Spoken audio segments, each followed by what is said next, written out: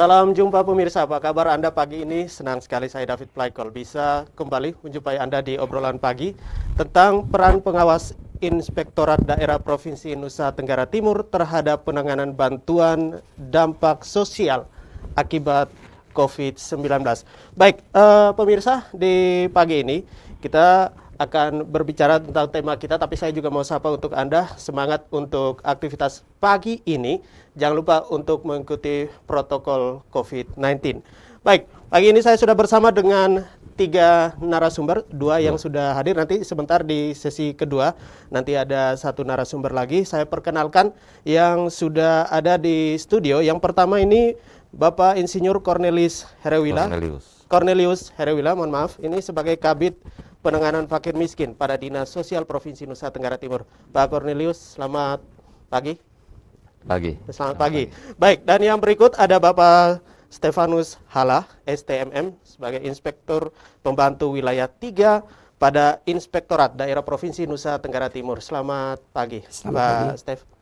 Semangat pagi. Semangat pagi. Baik, dan nanti pemirsa yang akan bergabung bersama kita juga di sesi kedua ada Bapak Frederick Christian Konunu, STM MH. Ini Inspektur Pembantu Wilayah 2 pada Inspektorat Daerah Provinsi Nusa Tenggara Timur. Baik, berkaitan dengan tema kita pagi ini, peranan pengawasan Inspektorat Daerah Provinsi Nusa Tenggara Timur terhadap penanganan bantuan dampak sosial akibat COVID-19. Saya langsung ke Pak Cornelius. Ini berkaitan dengan bantuan sosial. Pak Cornelius, ini setiap hari pasti bekerja terus nih di pandemi sekarang ini. Nah, ini terkait dengan penanganan melalui bantuan terhadap masyarakat yang terkena dampak sosial akibat pandemi COVID-19, khususnya di Provinsi Nusa Tenggara Timur ini, seperti apa, Pak Cornelius? Ya, terima kasih Pak David. Berkaitan dengan kebijakan pemerintah provinsi dalam menyikapi dampak COVID-19, pemerintah provinsi mengambil kebijakan pemberian bantuan sosial dalam bentuk jaring pengaman sosial untuk 95.000 KPM, keluarga penerima manfaat, yang tidak mampu dan layak dibantu. Yang tidak mampu layak dibantu dalam 2 bentuk, natura dan uang tunai. Jadi kenapa pilihan itu? Karena memang pengendalian COVID ini berkaitan dengan ketahanan tubuh, daya tahan tubuh. Daya tahan tubuh berkaitan dengan suplai nutrisi. Nah, suplai nutrisi sehingga pilihan harus perkuat dari sisi fisik untuk mengendalikan ancaman virus corona ini. Jadi dalam bentuk beras, dan beras itu juga beras pilihan, beras premium. Dan ini memang sajian bantuan yang diterima masyarakat sebagai suatu bentuk perhatian pemerintah yang tidak membedakan masyarakat dengan pejabat. Karena ini konsumsi ini beras premium yang mau dibilang ini beras-beras yang sudah standar eksklusif. Nah, sehingga tingkat penerimaan masyarakat kami perhatikan dan kami turun ke lapangan itu betul-betul mendapat apresiasi. Bahkan ada dari pihak masyarakat, oh ini bukan lagi beras premium, ini beras milenial. Nah, ini yang memang pemerintah merasakan bantuan pemerintah itu diterima dan bermanfaat, berdampak dan bermanfaat bagi masyarakat. Kemudian juga dalam bentuk uang, yaitu sebagai suplemen, namanya penguatan kalori dan juga suplemen. Sehingga ada keseimbangan antara kalori dan juga suplemen. Karena memang serangan corona ini berkaitan dengan daya tahan imunisasi tubuh. Nah, kemudian kalau pemerintah harus salurkan dalam bentuk uang, hampir semua bantuan dari pemerintah pusat dan juga berbagai lembaga itu dalam bentuk uang semua. Oke. Nah, ini juga menjadi bahan pertimbangan. Terima kasih. Baik.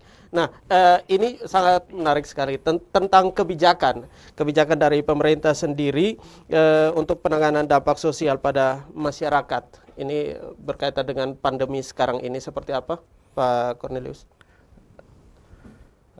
Memang penanganan dampak sosial ini ada dari berbagai sumber. Tetapi kita dalam konteks hari ini kita titik berat fokus kepada jaring pengaman sosial, yaitu pemberian bantuan dalam bentuk beras dan uang tunai. Beras disalurkan melalui badan usaha milik daerah. Dalam hal ini PT Flobamor, dan uang tunai melalui Bank NTT. Oke. Baik, ya, jadi ini pergerakannya semakin, tapi menarik sekali. Tadi di awal ini berkaitan juga dengan kesejahteraan dari masyarakat itu sendiri di tengah pandemi sekarang ini, Pak Cornelius, sangat menarik. Saya tertarik dengan beras. Jadi beras yang premium. Jadi ibaratnya seperti milenial. Itu sebelumnya seperti apa untuk beras ini? Iya, karena apakah tidak premium? Ya, memang ini suatu pilihan dalam kondisi masyarakat kita terdampak COVID-19. Ini hampir semua aspek ini kena benturan. Ya. Dan juga ini kita juga tidak hanya melihat dari sisi dalam konteks kemiskinan.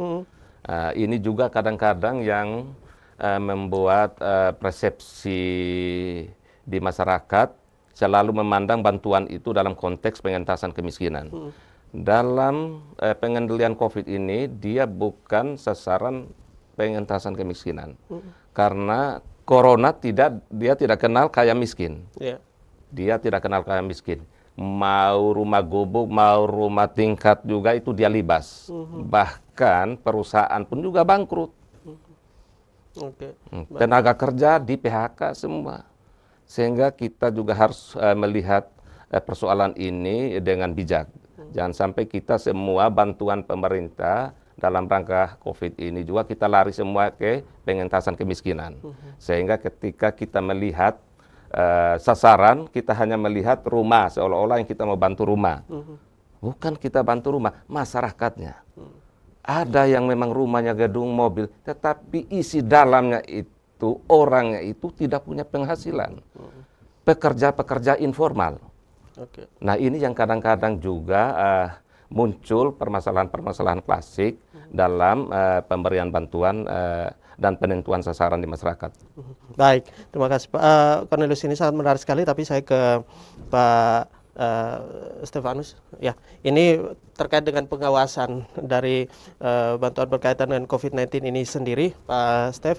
Nah, ini kebijakan pemerintah pengawasan ya di Provinsi Nusa Tenggara Timur ini terhadap bantuan dari pemerintah kepada masyarakat yang terdampak pandemi COVID-19 ini seperti apa pengawasannya? Baik, Pak David. Inspektorat sebagai badan pengawas dalam rangka mendukung pelaksanaan percepatan penanganan COVID-19, maka sesuai dengan Surat Edaran Mendagri nomor 1 2020 yang mana menegaskan bahwa APIP melakukan pengawasan secara berjenjang. Selanjutnya, Gubernur mengeluarkan Peraturan Gubernur nomor 15 tahun 2020 yang memerintahkan APIP untuk melakukan review secara cepat dan tepat guna.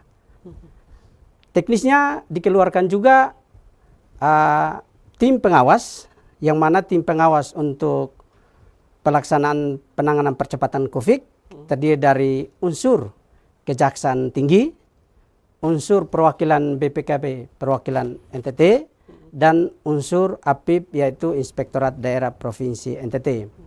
Selanjutnya juga kita mengalokasikan anggaran untuk pelaksanaan uji petik penyebaran bantuan, salah satunya yaitu dari Dinas Sosial itu di beberapa kabupaten yang kita melakukan uji petik.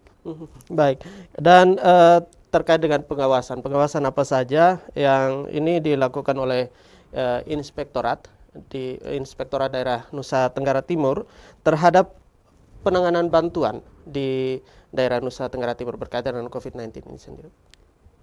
Sesuai peraturan pemerintah nomor 12 tahun 2017 tentang pedoman pemeriksaan dan pembinaan dan pengawasan, maka ada 5 hal yang dilakukan oleh Inspektorat Daerah. Yang pertama itu melakukan audit, yang kedua melakukan review, yang ketiga melakukan monitoring, evaluasi, pemantauan dan pemeriksaan dengan tujuan tertentu. Terkait dengan kontribusi pengawas dalam mengawas pandemi COVID ini, posisinya ada di review. Review ini dilakukan yang pertama itu review tentang realokasi anggaran. Review realokasi anggaran ini untuk memastikan bahwa setiap perangkat daerah punya kontribusi anggaran ini untuk mendukung percepatan penanganan COVID. Sedangkan review yang kedua adalah review pengadaan barang dan jasa. Review pengadaan barang dan jasa ini yang paling pertama kita memastikan bahwa perangkat daerah mengalokasikan dana itu betul untuk penanganan COVID. Yang kedua, setelah memastikan bahwa perangkat daerah itu mengalokasikan untuk penanganan COVID, kita akan memastikan lagi bahwa seluruh anggaran yang ditetapkan itu adalah berdasarkan data-data dari lapangan. Contoh seperti tadi Dinas Sosial, bahwa bantuan beras itu tidak semena-mena langsung angka itu keluar. Tetapi angka itu dari kabupaten, angka itu dari masyarakat yang paling bawah. Setelah data itu diperoleh, maka kita memastikan lagi dengan data angka itu ditransfer ke nilai uang. Selanjutnya kita memastikan bahwa pihak-pihak yang melaksanakan itu bertanggung jawab atau orang-orang itu bertanggung jawab secara tertulis. Misalkan di dinas. Dinas berarti ada pengguna anggaran, ada pejabat pembuat komitmen.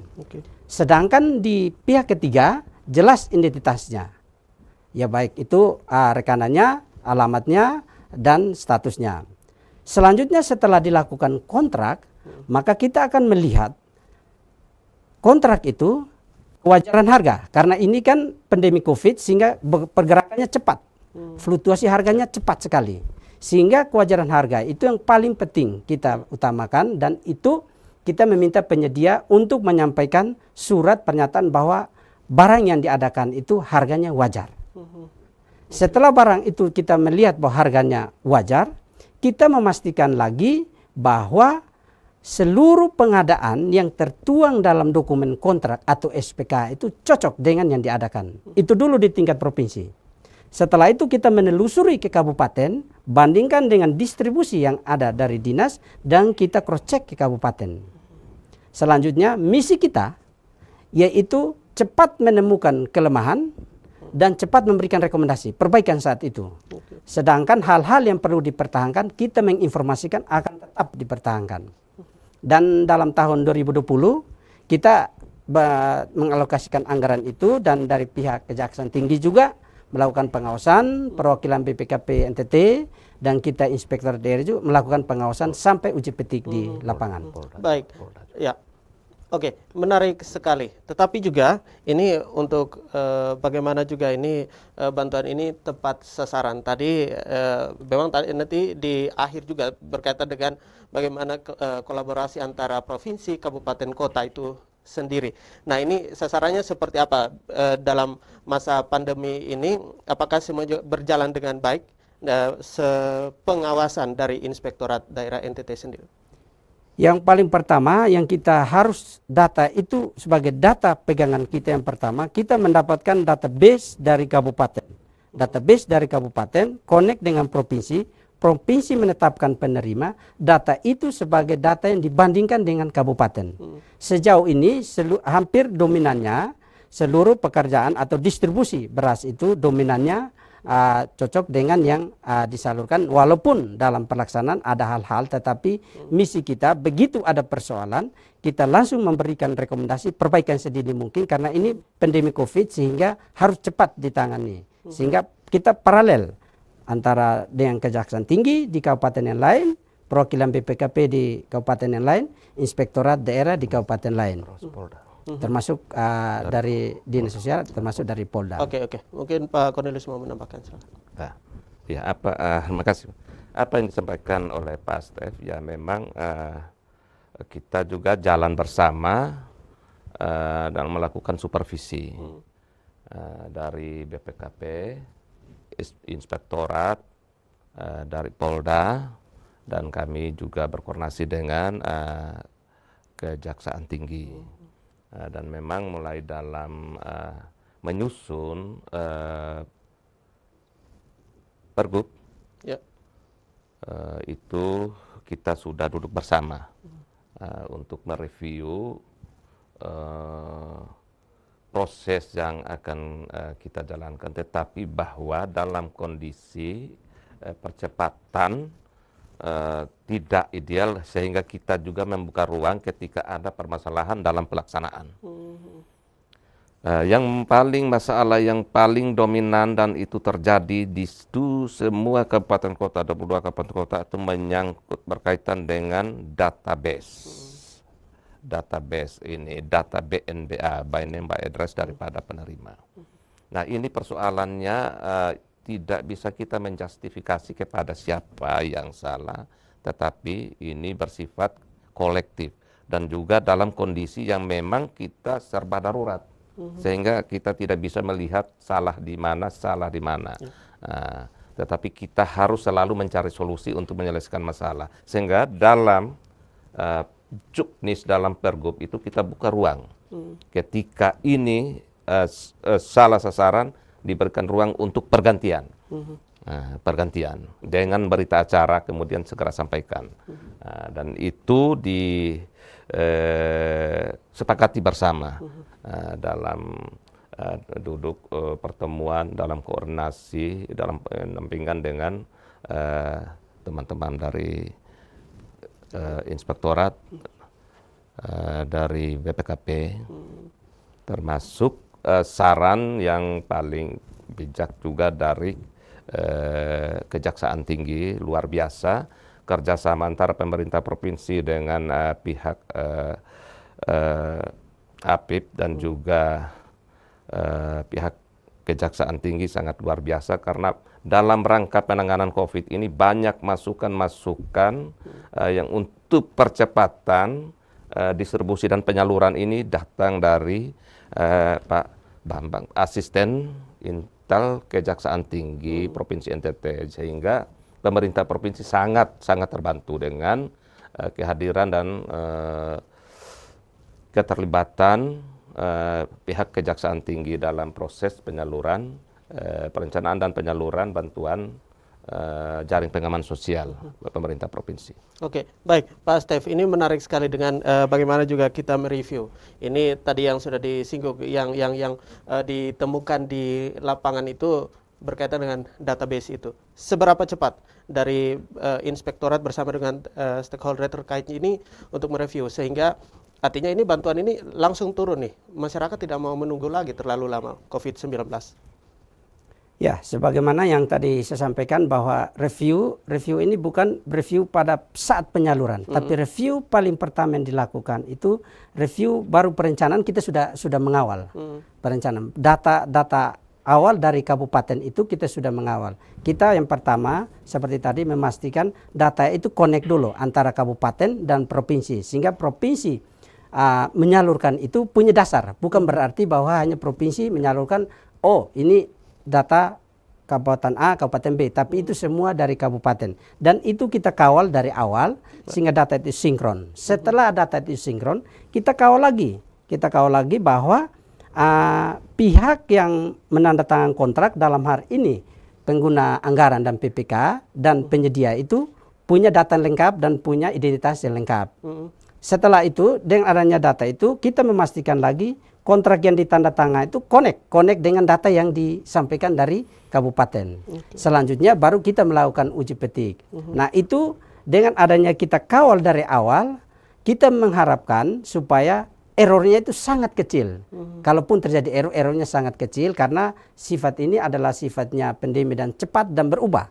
Harga juga berubah secepat mungkin sehingga kita selalu kawal dari awal sehingga pelaksanaan itu tepat sasaran, tepat tujuan, dan tepat manfaat. Baik, ini juga pemirsa bisa Anda lihat di layar sekarang ini berkaitan dengan penanganan COVID-19, uang tunai dan juga beras dan lain sebagainya. Ini di kabupaten kota yang ada di Nusa Tenggara Timur. Kurang lebih seperti ini, Pak Cornelius dan juga Pak Steve. Baik, dan untuk kita semua juga pemirsa, ini obrolan makin menarik sekali, semakin hangat ya. Tapi kita akan break sebentar untuk Anda, dan nanti sebentar juga di sesi kedua ada Bapak Freddy Christian. Kita mau masuk ke lapangan nih ceritanya. Baik, untuk Anda tetap bersama kami segera kembali.